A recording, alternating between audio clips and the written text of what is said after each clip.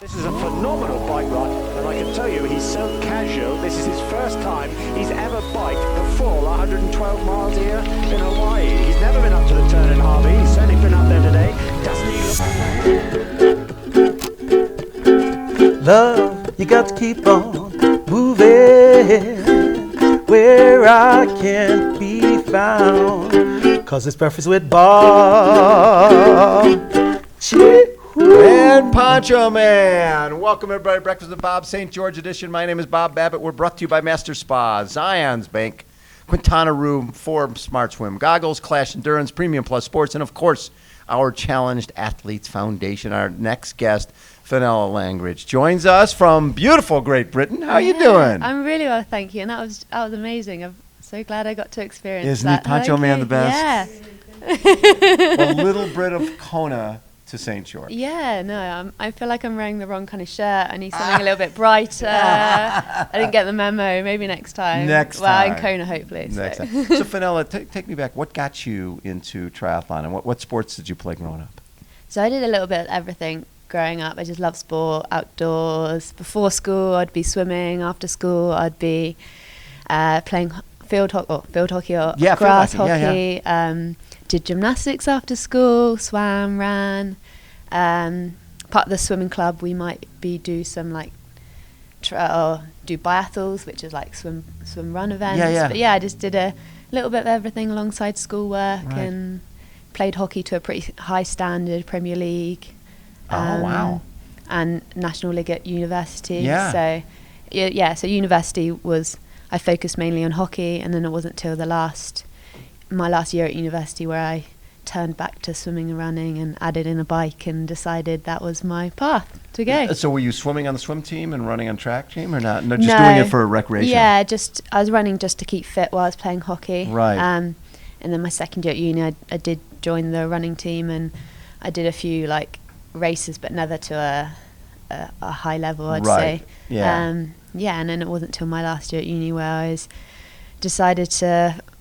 Well, I did cycle around, like just as a way of getting places. I don't have a car, so I just cycle places. And then I was a really strong. The Welsh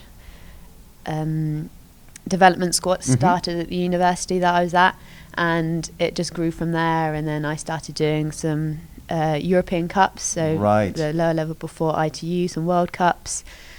And then, I guess you say the rest is history. So was the goal then, when you start doing World Cups, the goal to potentially go to make the Olympic team?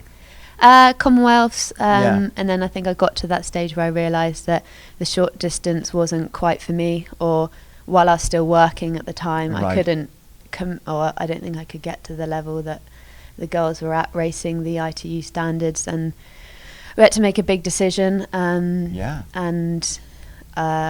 I wanted to go full-time, Bill wanted to go full-time in his job, and so we had to make a decision. I moved back home, and I went full-time, and with that move, meant I moved away from the centre that I was at, and I was like, I'll give this long distance a crack, and then I moved into the long stuff. And you liked it? Yeah, first year, 5 races, 5 podiums, I was I think it suits me. Yeah, I think podiums in your first 3 70.3s. Yeah, that's not bad. I was happy with the move, and I think it did suit me. And the did environment. It surprise you? I mean, you're coming out there, and you must not have known that many of the people you were racing. No, I didn't. I think I'd obviously done a good few years of training, and I think that the longer stuff does suit me, and I'm happy that I've moved this direction. I don't know if it surprised me. I always want to be competitive. I always want to be at the pointy end. But yeah, I was pleasantly surprised, and I really enjoyed it. Like the people, the atmosphere, the places you get to go. Yes. The environment. It's just different. It's just different from the short course racing. Well, but then you go to at that point it was the biggest race of the year, Daytona. Yeah. 2020. Yeah. And you get 7th there. Yeah. Right? And we're talking, that's like $1.15 million in prize money. It's the best of the best are there. Oh, it was amazing. It was amazing, and you get 7th on a it's one of those courses that you can get spit out the back pretty quick if you make if you make a mistake of any sort, you're done. It's a course that's you can't hide. No, you can't hide at all. Not. Did you surprise yourself with that? It was such, like, I think everyone went into it with such a weird year of And not really knowing. Yeah.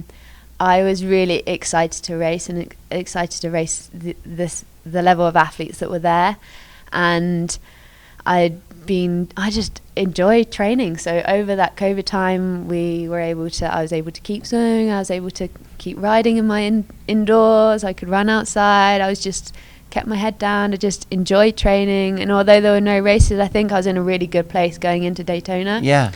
Until a couple of weeks before I picked up a little niggle. So I knew the run probably wouldn't be as good as I'd hoped, but swim, bike, rise, I set myself up really well there. And yeah, I ran through to 7th, which was amazing in that type of field, but I think it was just amazing after the years that we've had, and I was just so happy to finish a race and celebrate with all the other athletes, and it was such a great weekend. Yes. Yeah.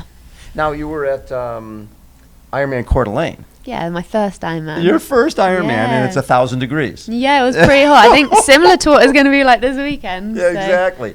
And, that's not the easiest course on the planet. That's hot, windy, hilly, Yeah. sort of like this. Sort of and like you got this. second there. Yeah. And that My first ever one. what was that experience like going? It's funny in our sport.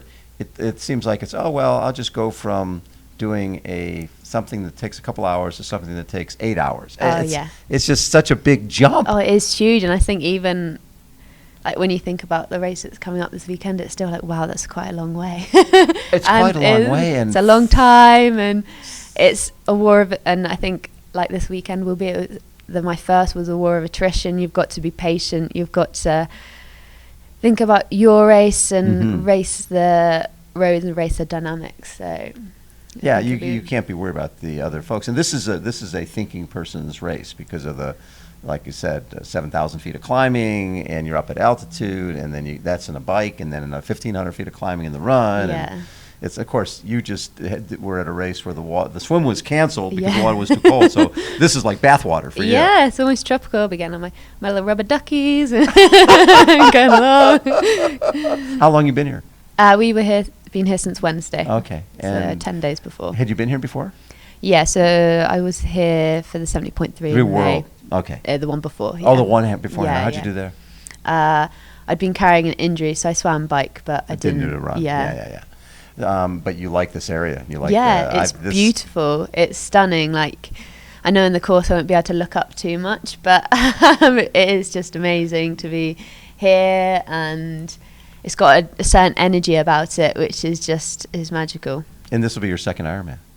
My Wait. fourth Ironman. Yeah. Oh, that's right. So I did Coeur d'Alene. That's right. Roth, Mallorca, and this will be. So wait a second. You did my favorite race. You did Challenge Roth. Yes, it was epic.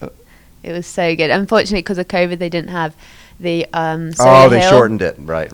They didn't have the solar hill with all the all cheering. the spectators, yes. But seeing as the race was even at, I say, half capacity, it was still something it was just, I'm going back this year, so I think that says something. It says something. You get to go back. Yeah. And now you'll get to do Solar Hill with a the full capacity and a people full party and the beers after and the lederhosen and hopefully the whole shebang this year. That is what's the rest of your season look like? So this race, gonna go and do Challenge Samarin, Roth, and then the second half of the year I'm not sure about. And you just were at Salou? Yes, Salou, yeah. You win that? Yeah, won that. It was... There's sort of a trend here. It's like your podiums, your first three 70.3s. You seem to like to be up on the podium. It's a nice place to be. Yeah. And that's where I aim to be with training, and that's where my goals are within the sport. I just want to be competitive at any race that I turn up to, and be moving forward and proactive, and not be complacent with myself, and give the sport and the respect it deserves, and give it everything I've got. I'm not definitely. So are you qualified for Kona already? No, not yet. So you have to do it here. Yeah, hopefully you do that here, because that changes your season. Yeah. That way you don't have to worry about going into and those. doing it, yeah.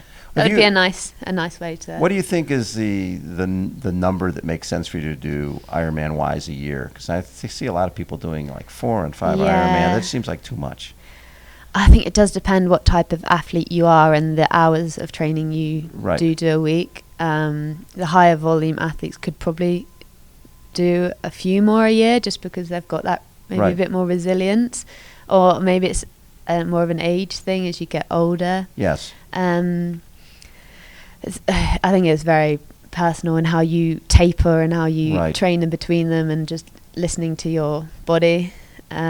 I would say 3 is probably your max for me at the moment, a year. Maybe as I get a little bit older and learn the trade a bit better, I could maybe do more. But Ironman limits your probably possibility to do more races and more 73. And I love racing, so I'd want to be doing racing. So there's something special handful of about 70.3s and maybe a couple of longer distance races. Yeah, but it's funny, if you were an elite runner and you said, hey, I want you to run 5 world-class half marathons this year, people would go, you're out of your mind. Right, where you guys don't think, 5 70.3s, that's like no big deal. And at the level that racing's moving up, each race you turn up to now, it's a quality field, and you're only going to be racing great athletes, so it's almost championship races each race. Right. What do you look at as your best race so far? I think I really enjoyed Coeur d'Alene because it was my first, and I think you always have that in your heart, and it's but probably one of my best was 70.3 Elsinore, which was the European Championships back in 2019. I came second behind Holly. I didn't have the best swim, but had a really strong bike and run all the way through, and it was just a really good competitive. I was running alongside the likes of Heather Fredrickson and Radka. So, and it was just really good to rub shoulders with them and race with them. I hope for another battle like that weekend. That's always the best, isn't it?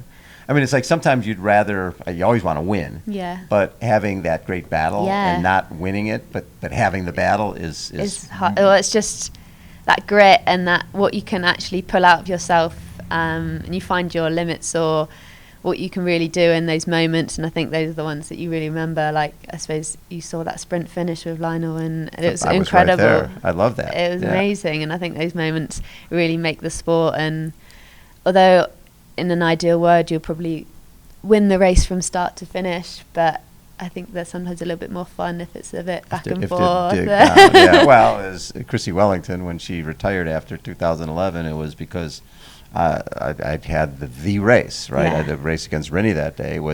I did absolutely everything I could do. Yeah. And what else is there to accomplish? No. I won my 4th title. I'm out. That always impressed me. Total mic drop, right? It's like, and the funny part about that is Mirinda, because she won in 2010, and she'd admit this, she spent a lot of times paying sponsors back that following year, so she didn't feel she was quite at her best in that 2011 race, and she lost by 2 minutes, and thinking, well, I'll get her next year. And then she wasn't there. She wasn't there, and it was hard for her to get motivated without someone else. Without Chrissy there, because it really was sort of a bummer for her not to have Chrissy on the starting line. And I think that was the year that Leanda got her, and then she came back and won in 13 and 14. But having that great race is. I think we could definitely have one of those this weekend. Don't you think? The number of athletes that are there or thereabouts, and obviously we haven't seen a full distance really at the beginning of this year, so we don't know where people are, and obviously not a world champs for 2 years. There's going to be some surprises. I think there'll be some definite surprises. Right, I think a lot of people are coming in a little under radar, and then other people we've seen what they've raced, but that's mainly been shorter distance. It's going to be fun. Younger people, people stepping up from ITU, who now the Paralympics are over, so now they're moving up here. It's going to be cool. It's going to be cool. I don't think you can. I don't think if you're a betting person, it's going to be hard. Can you win this race? I think anyone. I think anyone in the females has a good shot. And I think the hardest thing, like most people have probably said, is getting to the start line. We've seen so many people that haven't, and I feel privileged and happy and fit. So I think I've got as good a shot as anybody else if things go right, but things have to go your way. Exactly. So. Well, that's what's great about Ironman. There's certain parts of the day that aren't going your way, but they can come back. Oh, definitely. It's a lot that last 10K, they always say. It's always down to that. I love it. Fenella, always nice to spend time with you. Thank you. Thanks so much. Poncho Man, take us out. Another serenade. Yeah. Love, you gotta keep on moving where I can't be found. 'Cause it's Breakfast with Bob. Yeehaw. Thank you, Poncho Man.